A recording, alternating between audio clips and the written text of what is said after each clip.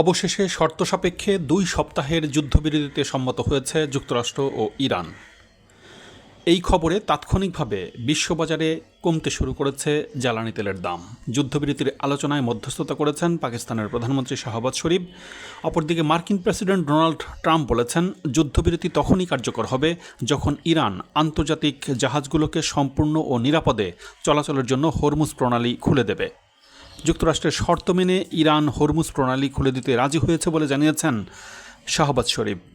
তিনি উল্লেখ করেছেন, আমি অত্যন্ত বিনয়ের সঙ্গে ঘোষণা করছি যে ইসলামী প্রজাতন্ত্র ইরান ও মার্কিন যুক্তরাষ্ট্র এবং তাদের মিত্ররা লেবানন সহ সর্বত্র যুদ্ধবিরতিতে সম্মত হয়েছেন, যা অবিলম্বে কার্যকর হবে। ইরান ও যুক্তরাষ্ট্রের মধ্যে বিরোধ নিষ্পত্তির জন্য একটি চূড়ান্ত চুক্তিতে পৌঁছাতে আরও আলোচনার জন্য 10 এপ্রিল শুক্রবার ইসলামাবাদে একটি বৈঠক ডেকেছে পাকিস্তান।